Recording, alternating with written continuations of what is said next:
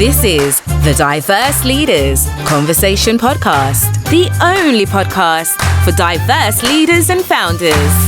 With your hosts, Dawn Morton-Young and Kat Wildman. The Diverse Leaders Conversation Podcast, starting up and rising up against the odds.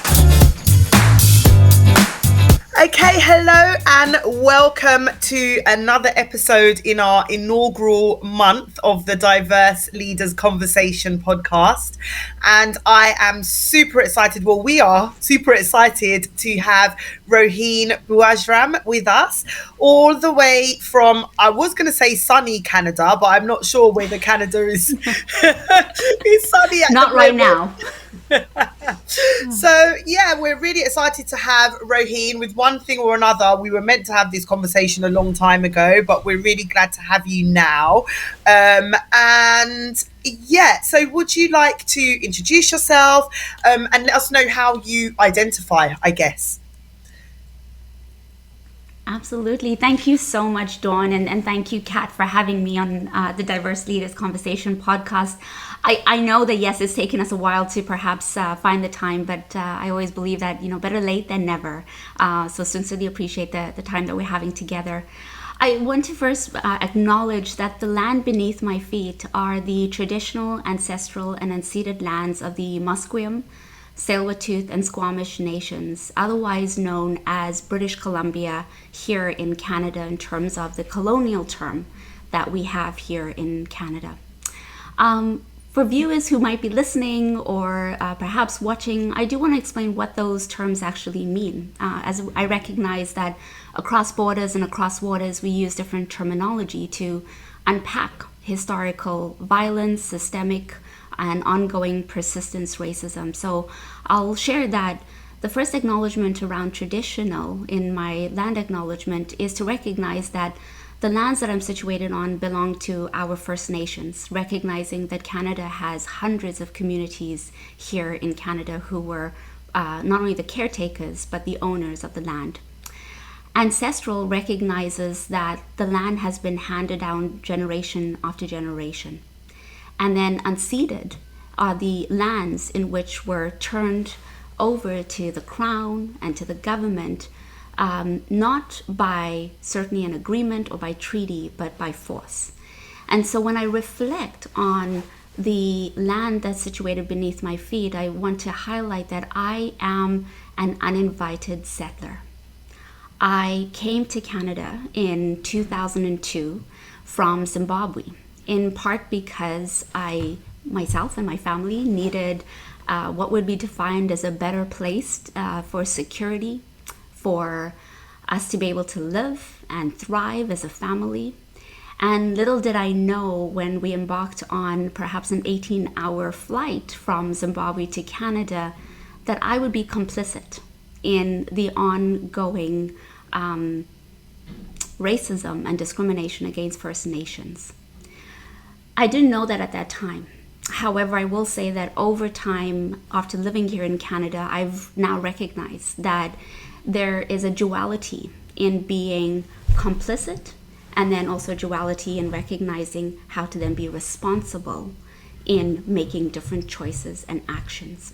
And so that is what I have done in all of my, I would say, personal aspirations, my career aspirations, is to truly find ways in which I am not only creating meaning, but also adding to the truth and reconciliation that we have here in Canada.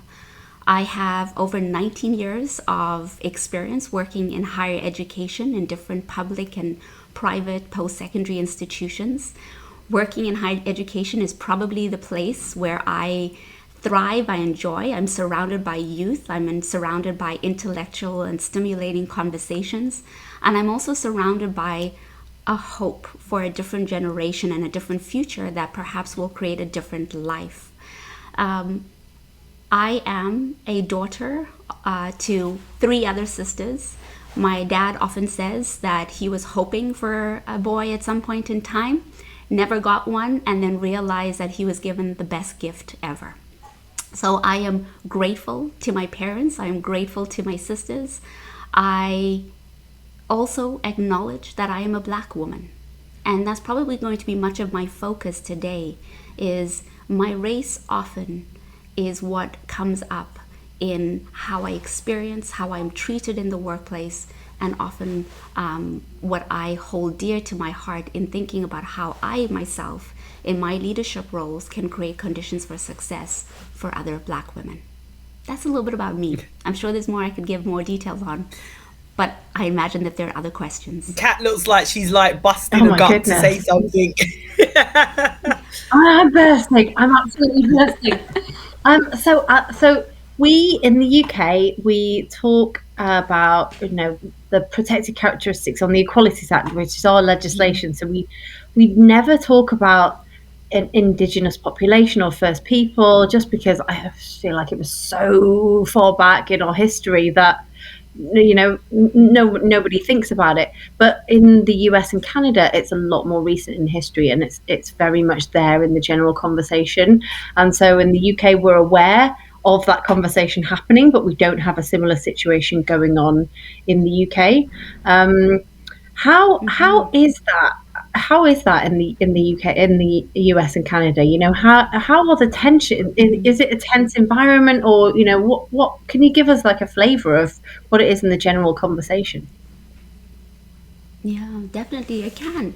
And I would say when we compare countries, I think it's important for us to acknowledge that there's different levels of readiness. There's different conversations that are being had and unlikely also being accepted as well. And so I'll speak only for Canada, in part because that's probably the most important context for me, as opposed to then looking to the South, the neighbors, in terms of our United States colleagues and members of the community. So here in Canada, we have a very long history of really violence, colonialism, genocide against our Indigenous communities.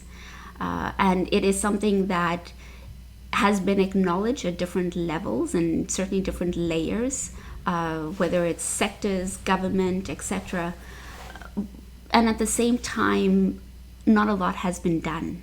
And I say this with the sincerity, recognizing that a lot of Indigenous communities have been vocal in raising awareness about the impact of things like the residential schools, which the last residential school was only closed in like late 1990s. There is also ongoing conversations about what happened in residential schools, the trauma, the sexual abuse, the persistent cycles of what that has done to each generation.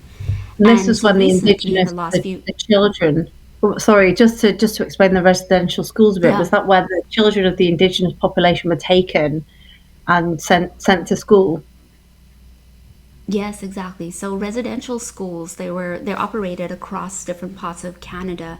And what would happen, and this was, residential schools were under the church, and what would happen is that Indigenous children, as young as sometimes 2, 3, even 4 years old, were taken from Indigenous communities, and they were taken to residential schools under the guise of, and this is, I just want to put a bit of a disclaimer and a warning for anyone who's hearing, but to beat the Indian out of them. This was embedded within legislation that was called the Indian Act.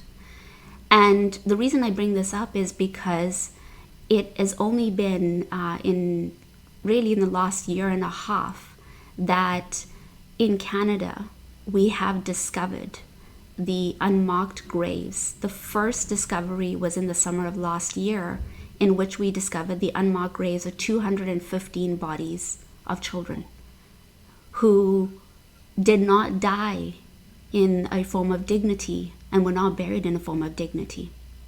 So as a country, many of us, particularly Indigenous communities, are mourning the stolen truth that has been in place for decades. They are mourning what they have always known to be, and finally recognizing that others are now realizing that when they talked about residential schools, when they raised the importance of how indigenous children are still being taken into the system through foster care, that is still a form of, and perhaps an extension of, residential schools, that they are still grappling with the impacts of that. And so I don't want to speak for indigenous communities, because I'm always mindful that it is important that I think a story is told from the perspective of the person who has the knowledge and also the heart to speak to it. But I do want to say, as an immigrant and a settler, I find that deeply unsettling, to know that in the country that I am in, that by not speaking the truth, by not acknowledging the truth, and then moving eventually to reconciliation, that we are denying a complete level of existence and consciousness that our first people continues to hold. And so for me, it's deeply meaningful, I think, to share this as an immigrant and a settler. And it's something that I then infuse in not only my day-to-day actions, but certainly in the work that I do around creating equity and inclusion and diversity for indigenous students, for Black students, and for students of color at the university that I work. Thank you so much for that, Rohene. I mean, that I cannot imagine that knowledge, if you thought all of this time that the stories that you'd heard about what happened in institutions like you speak of didn't happen, and then to find out it was true in such a horrific kind of way. The other thing that I found interesting, I know at the beginning of when you started to talk about this, you raised that some of the land was given to the Crown, and I'm assuming that you're talking about the UK and in terms of the relationship between Canada and the UK. And I'm sure you've heard all of the conversations that have been going on since Queen Elizabeth II's passing around, you know, the colonialistic history and all the rest of it. And I just wanted to point out that we have, I guess, a shared experience of that. So although we're saying we don't have the first people, we don't have the indigenous people over here in the UK, we definitely have a stake in what has happened to them over in Canada and in other places around the world, Australia, you know, other places to name a few. So yeah, I just thought that was really interesting. So kind of moving on with what you said in terms of the work that you do, can you give us a bit of an insight in I guess, first of all, what you do in the workplace, and then how your journey has led you there? Yeah, I love that question, and thank you for that acknowledgement, Dawn, because I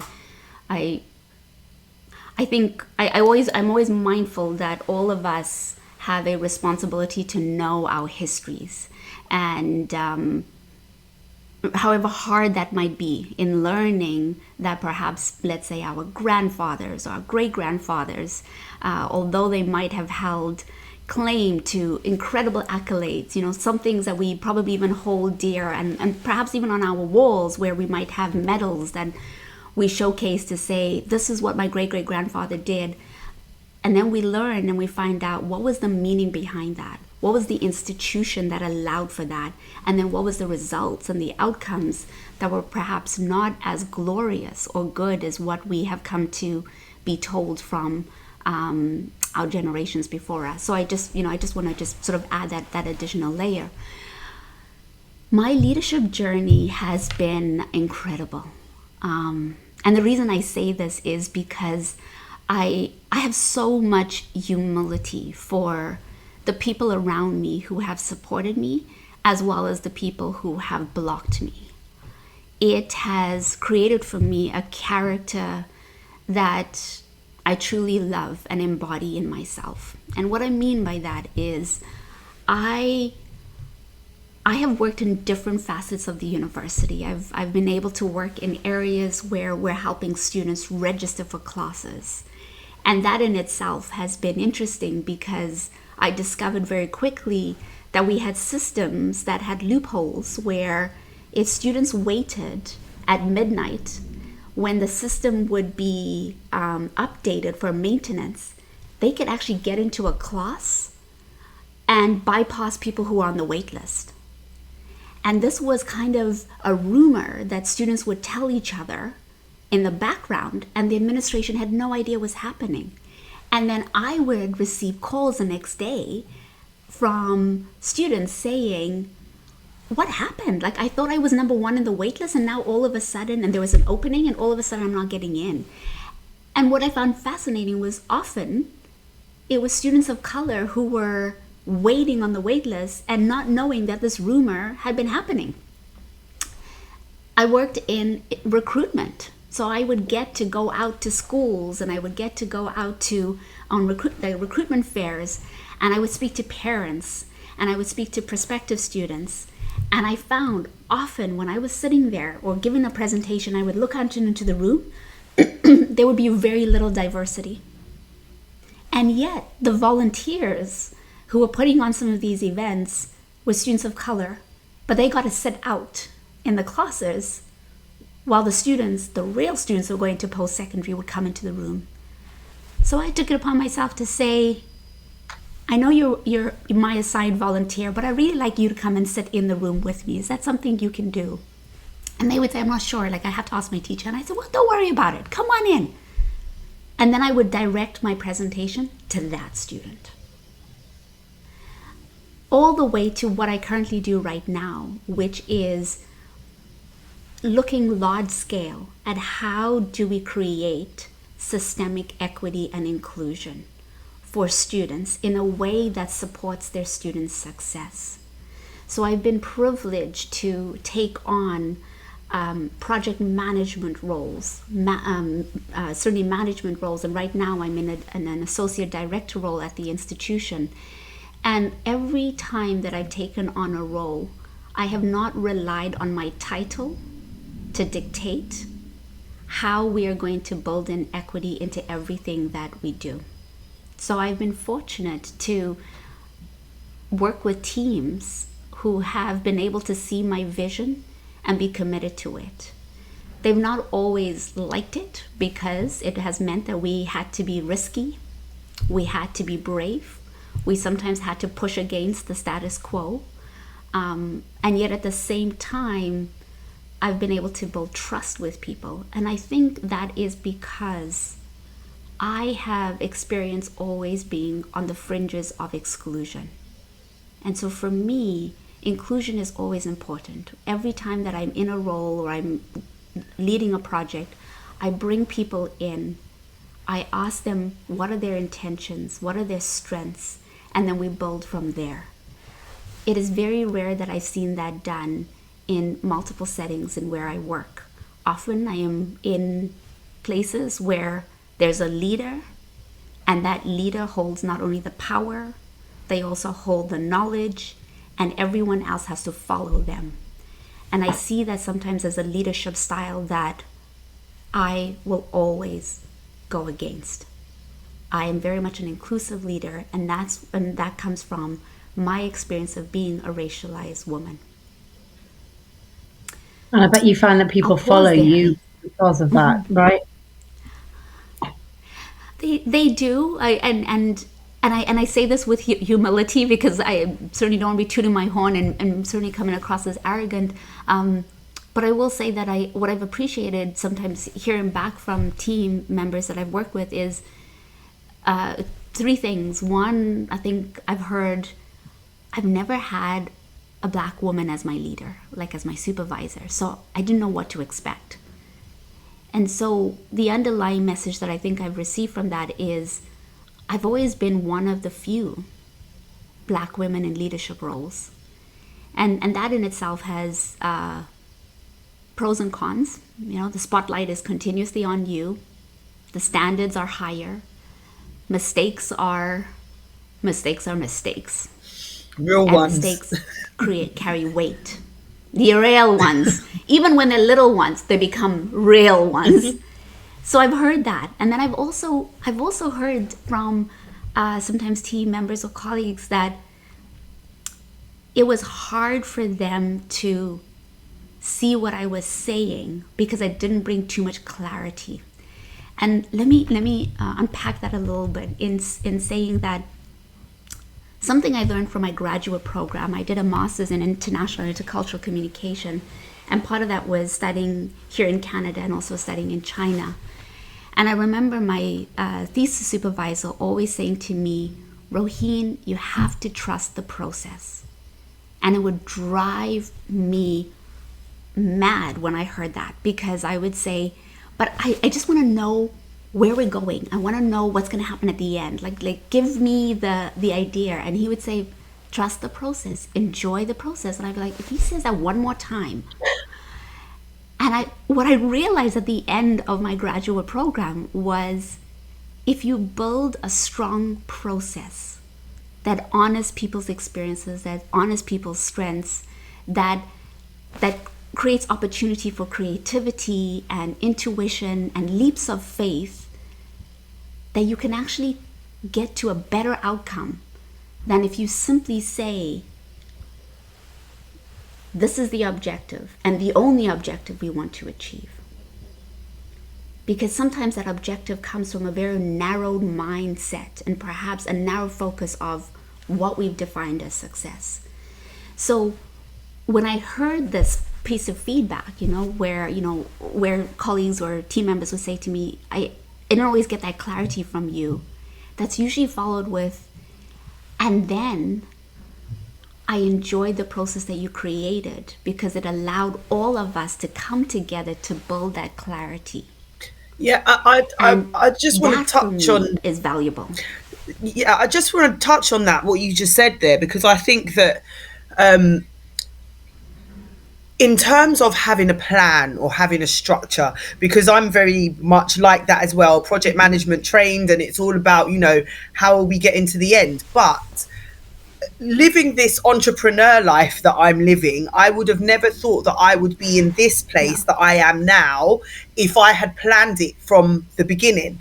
And so that trust the process thing, that allowing the space for things to develop, I think is actually key. And we're probably like talking a bit more in the spiritual realm now at the moment than we are in the kind of strict workplace realm. But the other thing that I wanted to ask you really was, you said something about I never let my title dictate what happened from an inclusivity and equity perspective. And I think that is exactly it. Kat and I was having a conversation earlier on about allyship and white allyship. And I think it's that same thing of not switching it on and off.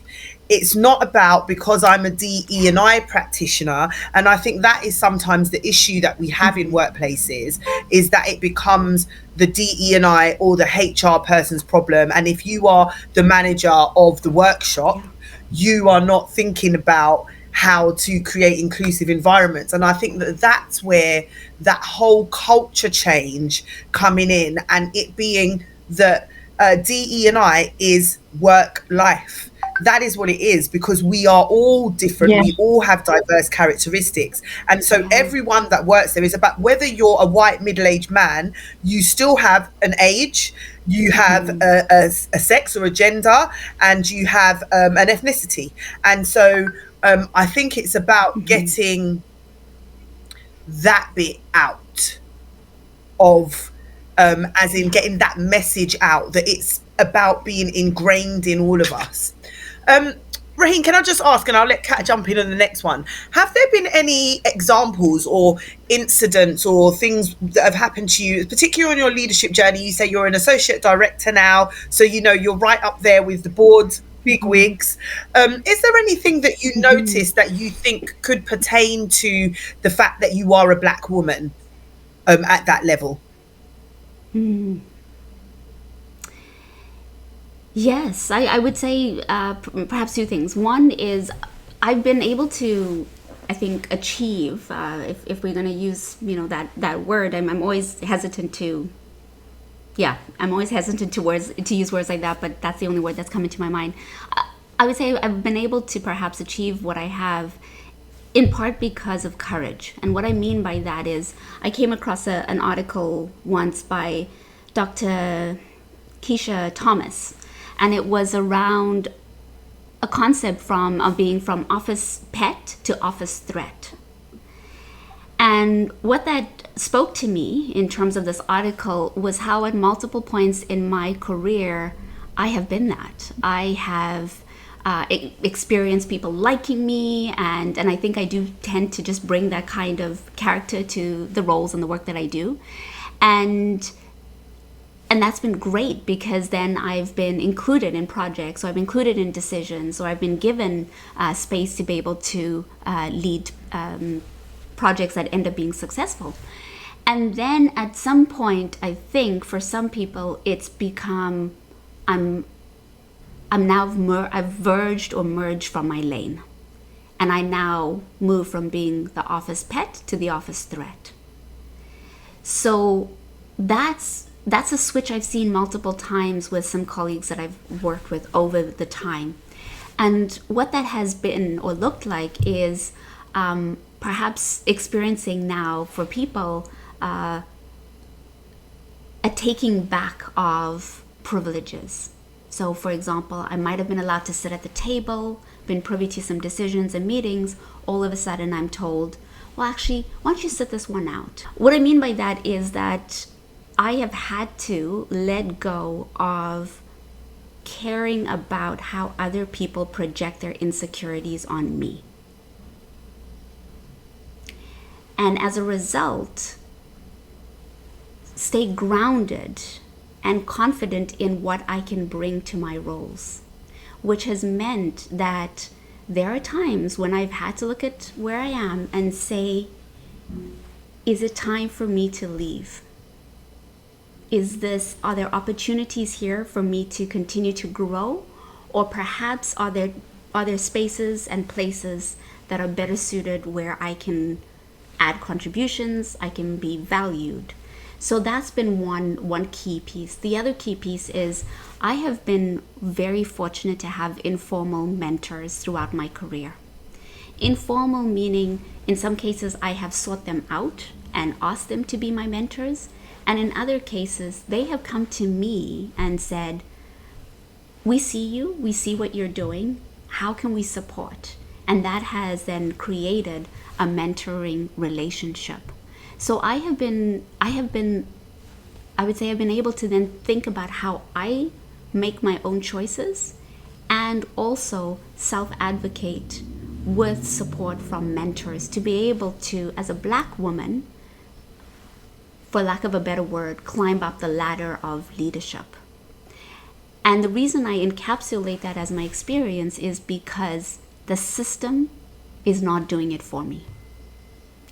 There is nothing that is created, at least in my organization, that has created tangible steps to say, for us to ensure that we have diversity at the leadership level, and this is how we are defining diversity, we are going to ensure that this is the pathway that is created for a Black woman's career. There's nothing like that. There is sort of this hope and this happenstance that people will fall in or fall up leadership roles. And that is clearly not happening, because I am probably I can probably count on one hand the number of Black women in leadership roles in my organization. And it's not only a lonely place to be, it's also a hard place to be, because my leadership then is often compared against a white woman's leadership. And if I'm not leading in the same way, my leadership gets questioned. So it's fun. I'm going to come back to what you just said. I'm going to let Kat speak to you for a second, but there's a lot to unpack from what you've just said, actually. Oh my goodness, so much. I just think my biggest question, because thinking about the audience who's going to be listening to this, they're looking up to diverse leaders where maybe they have never had a leader like you in their organization before, to look up to in real life and go, oh my gosh, yeah, Rohene, she's my hero, she's fantastic. The way you got to that place where you could separate, that is about you, not about me. You know, people projecting their insecurities onto you. That took me a really long time to get to. I had to, like, I really took a lot of stuff personally. I had to, especially if it was a person who had authority over me, you know, power over my career.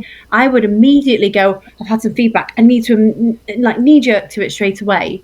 And actually being able to get to that place where you're just like, do you know what? That is all about you. There's entirely, you're telling me your soul here right now. You don't realize it, but I'm seeing you, and none of it is about me.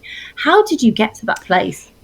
It took a lot. Like, Kat, you've hit it on the nail, and Dawn, you've done the same. And I think, in paraphrasing and reflecting what I've said, is this is a journey. It's not something that happens overnight. And so for me, I would say in the beginning, I took it deeply personal. I would be the person who would be up at night. In fact, I was recalling just the other day with my doctor, actually, where he was like, "How are you doing?" And I said, "I'm doing okay. I'm really okay." And he said to me, "Really? Because there was a time." And I said, "Oh, I know. You've been through some dark times with me." And it was beautiful to reflect on how far I've come. I was the person who was working from 7 a.m. in the morning until 7 o'clock at night, rushing home to prepare a meal so that I could sit with my family, and constantly looking at the clock, knowing that bedtime was going to be, soon, and my little son could go to bed, and that I could, spend some sort of comfort time with my, by then, ex-husband. And then when everyone went to bed, I would go to my desk, put in at least a solid 2 or 3 hours of work, get some sleep, wake up at 4 in the morning, and then do the whole routine over and over again. And I did that for about a year and a half, because in my view, that was what was expected of me. And no one was telling me otherwise. My supervisor wasn't saying, stop. My team was probably the only ones who were saying, I'm not sure if this is sustainable. And so I think I had to take time to probably get to a very low place to be able to realize, if I go any lower, I don't know if I can be here. And I think my message is, we don't need anyone, particularly women of color, to get to that low place, to make a decision between it's me choosing to be here, or it's just the way that I have to work. And so I think there's things that we can do as organizations, and certainly as supervisors and as leaders, is to create clarity around what is considered enough, what is considered a respectful work environment. When things happen, how are we going to approach it, either individually or collectively, and what are our mechanisms to support individuals, to stop individuals from doing, perhaps exhibiting behaviors that are toxic, burning out, really, and burning out too. Like we need to have these conversations, and I will say that when I reflected and realized that this was not about me, whether it was about being considered sort of an office threat because my supervisor was feeling like I was doing more than them, and so therefore they now were being viewed as not doing as great work and lazy. Oh yeah, thank you, Dawn. I'm struggling for words because I'm trying not to put these labels, and at the same time trying to honor what was really happening. When that happened, I started to realize this is not the right environment for me right now. I need to make a decision, and it has been probably one of my best decisions to have been made. And unfortunately, it was not the only time. There have been multiple times in my career when I've had to come to that conclusion. I don't think it's a bad thing.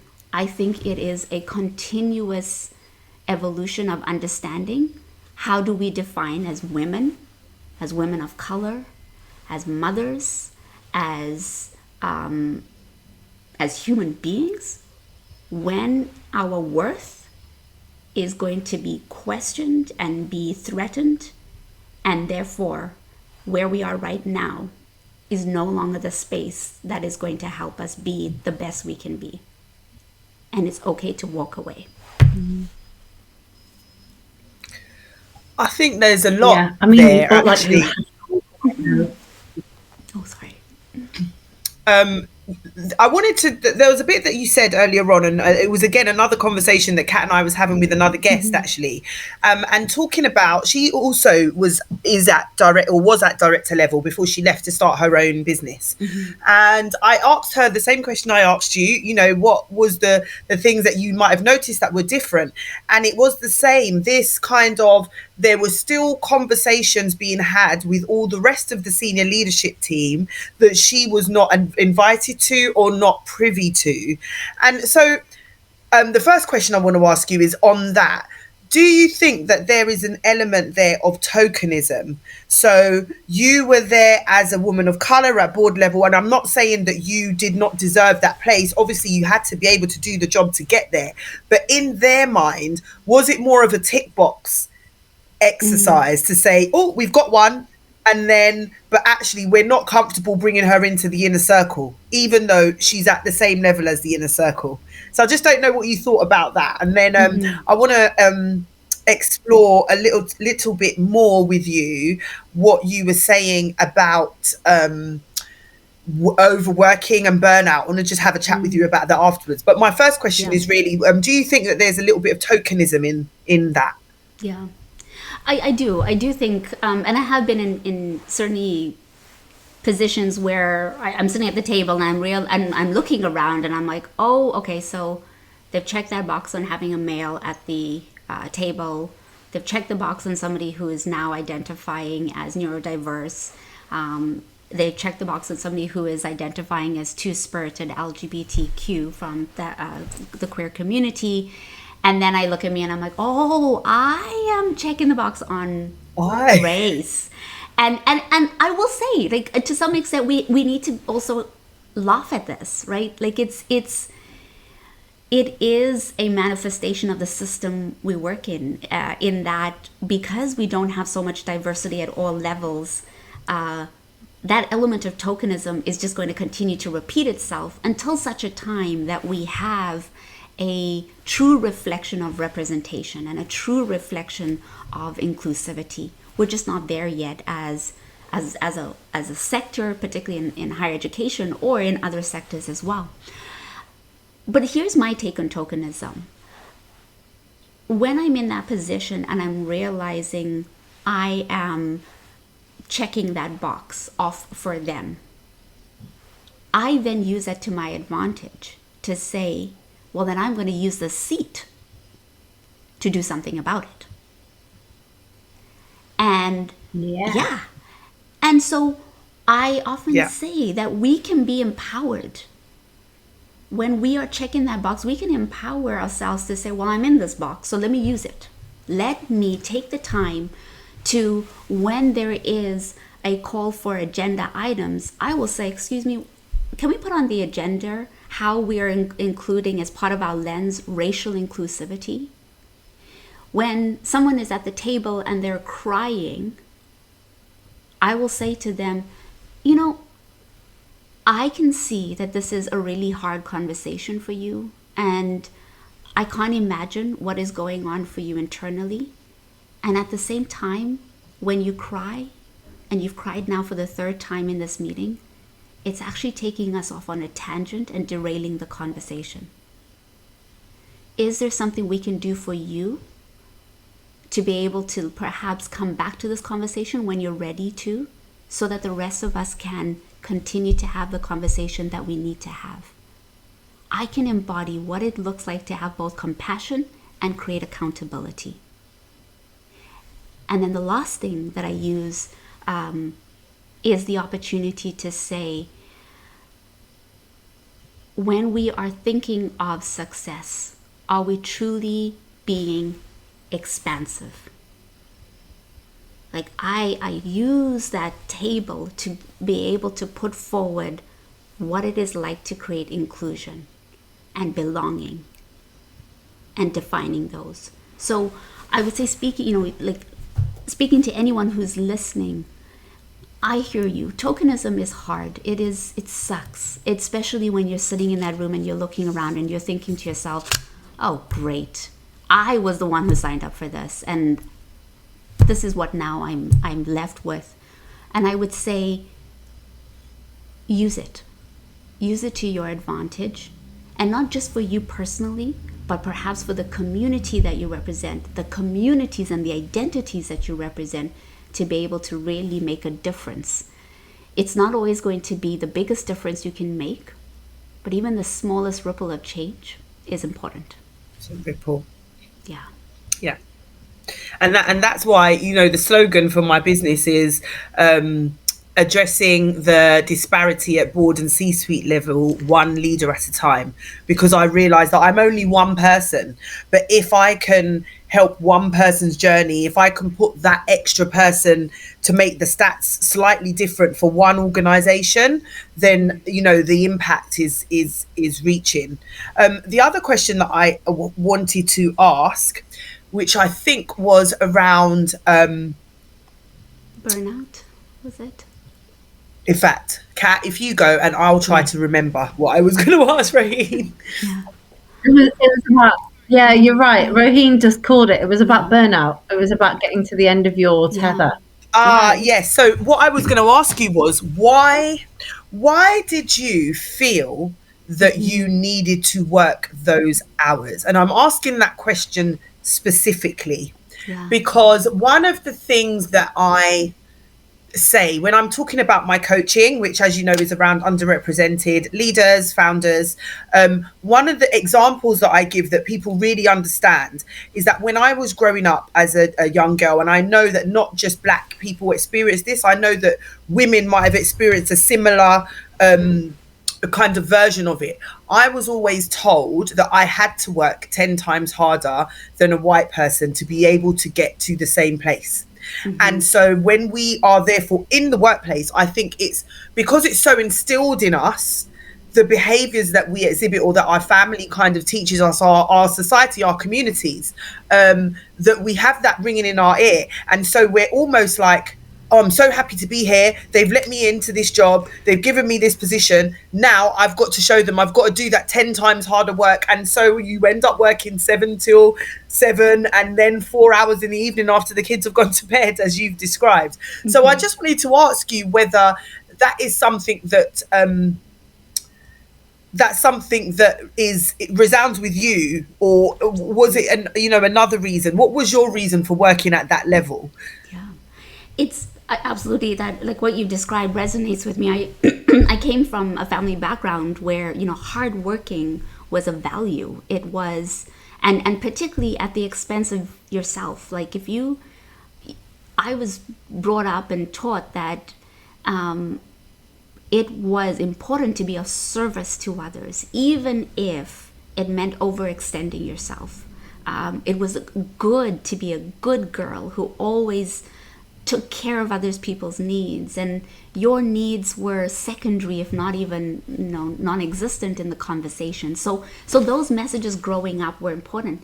Those other messages, the other messages that I received was the idea, and particularly in Zimbabwe, where there was a lot of influence of colonization and racism, the message that when you made it, you had to keep it. You had to keep that position, and at all costs. So working twice or 10 times as hard is just the way that it is.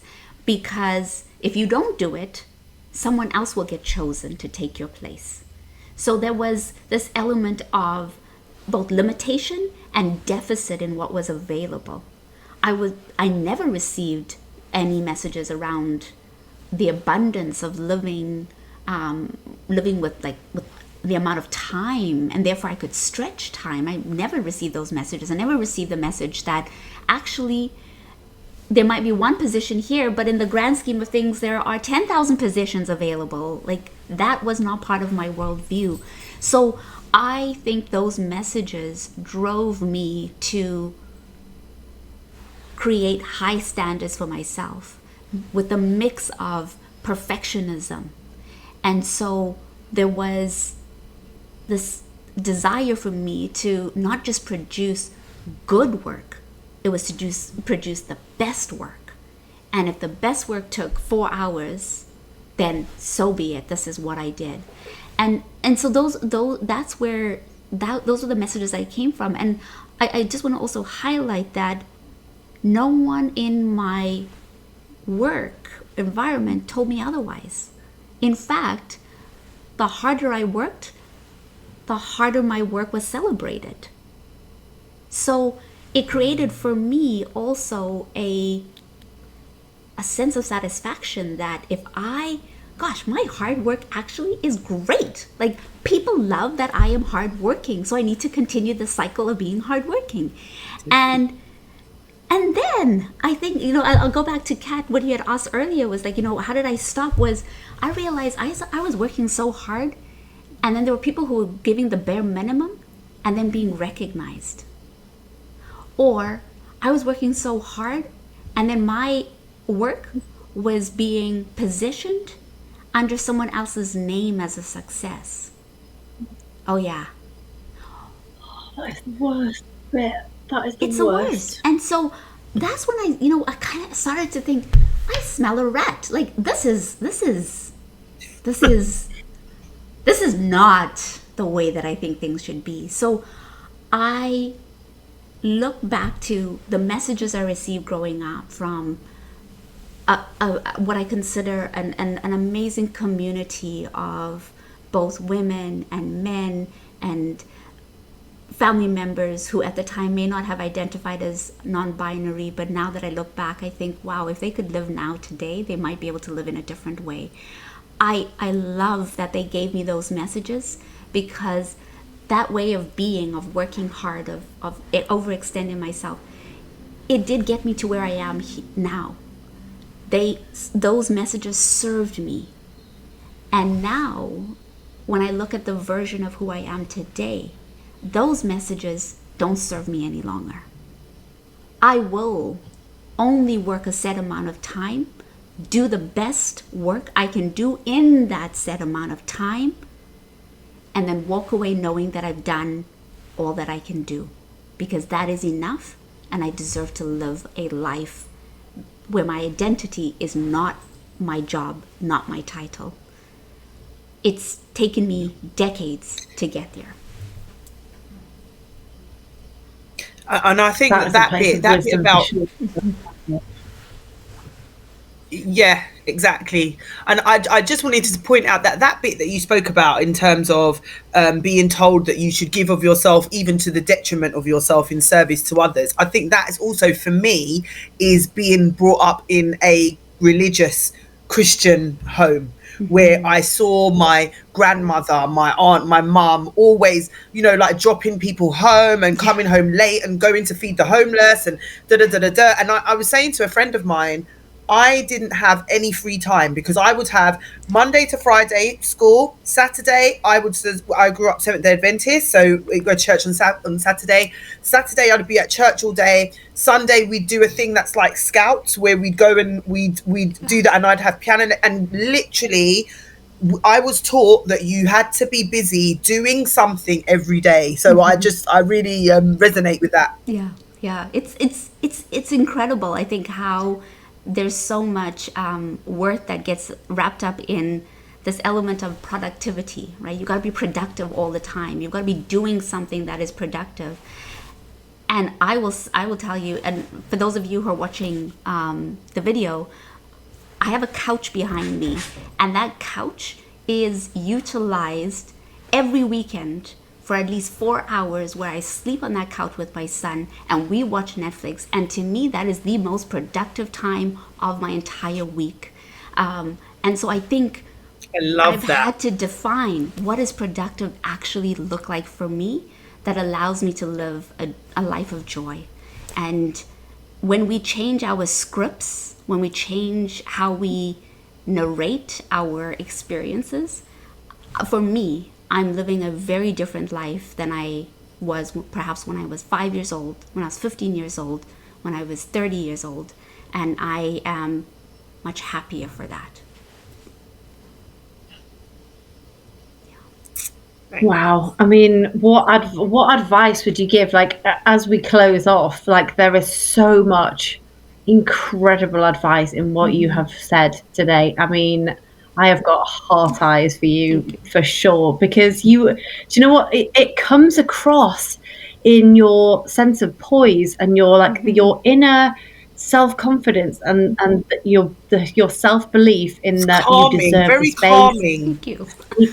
So calming. Oh my gosh, do you know what? Being around your energy is amazing. It's like you have become an oracle. So if you could give advice to people who are listening to this, who are maybe on a pathway, let's say that they are in that place, your early 20s, you've landed the job you wanted, and you are on that hamster wheel, and you're starting to churn out this best. I've got to be the best. I've got to get top of the class. I've got to have the boss saying it's me, and the wheel is going faster and faster as you try and keep up with yesterday's Kat and yesterday's Rohene. What advice would you give to those people who are at that stage? Oh, so many things, but I'll say I'll say two quick things. The first one is, if I could give advice to anyone who is listening and reflecting and perhaps just in a place where you're questioning, is this it? Like, is this how life is meant to be?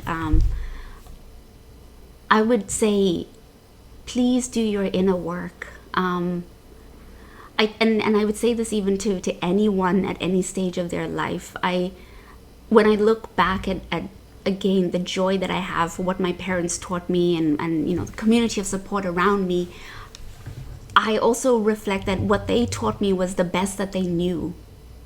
And so I don't fault them for that.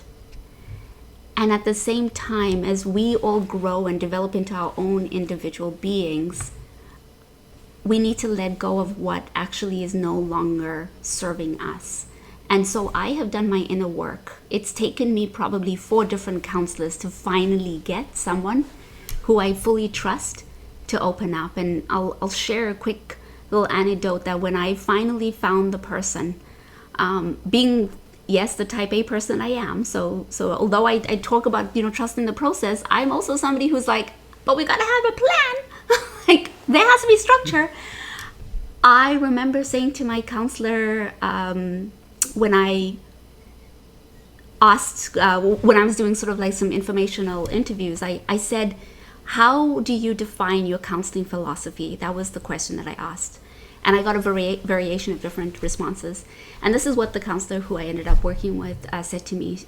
She said, Rohene, my counseling philosophy is as if we're in a house and we go to the door of the basement, because nobody likes to go to the basement. And we open the door and there's stairs that go down the basement. And what I do is I hold the light as you decide how to take each step towards the basement. And I'm always alongside you, asking you questions, checking in with you. And that is what I will do with you. We won't go fast. We won't go slow. We'll go at the pace that you feel you're ready to. And if you need to go back up and close that door, we will do that as well. And when I heard that, for me, I realized I was ready to finally go down the basement, to finally understand what has made me who I am now and who do I want to become later. Because at the end of the day, we dedicate some cases 8 to 10 hours to an organization or a company, and yet we're more than just that. So how we can show up in our workplace, how we can show up with our friends, how we can show up with our partners, how we can show up in our sports teams, etc., ends up being who we want to actually show up as, not as what we were defined or taught to be, but who we actually look at in the mirror every day and say, hopefully, you know what, I love you. With all your quirkiness and mistakes and sometimes choices that I don't always appreciate, I still love you. So I've grown to love myself. And for organizations who might be listening, or anyone who's working in an organization, that you think deeply about, how do we view employees as people? How do we think about their well-being? How do we create spaces of well-being? Not just to fill a text box or a checkbox, not to create a policy that ends up becoming this arbitrary policy that gets interpreted in so many vague and inappropriate ways, that we actually think about what experience are we trying to curate, so that we're creating not only spaces of optimal functioning and performance, but that we're also caring about the people who we're paying on a bi-weekly or a monthly basis. Those are some of the tips that I would share. That was amazing. And I say that because often when we ask people and we talk about advice that we would give leaders, it's more sort of practical things, and you've really kind of brought it back to self and about self-awareness. And I talk about that a lot, about kind of knowing that the experiences that you have had over your life do not define you, and being able to recognize where those experiences could mean that you think, I can't do that thing, or they're not going to choose me for this, or when I get there, this is going to happen, and really looking and saying, where did you get that idea from, and bringing it back to self. So I really love that. I just wanted to say thank you so much, Rohene, for joining us. Thank you for sharing. Thank you for being so vulnerable. We really, really appreciate it. And I'm sure that we will call you back and have you back on if we go for another season of the podcast. I'm sure we'll be calling you on. We're thinking of having a panel discussion. So it might be that we just bring all our guests together in the first season and have a good old chinwag with us all online. So we'll definitely be in touch about that. Absolutely. Thank you so much for having me. Thank you, Dawn. Thank you, Kat. This has just felt like such a treat, and at least where I am time zone wise, it's just been an incredible way to start my day. So from the bottom of my heart, thank you, and thank you to those who are listening. And my hope is that we all live a life that we truly love. Thank you. Thank you so much. Amazing.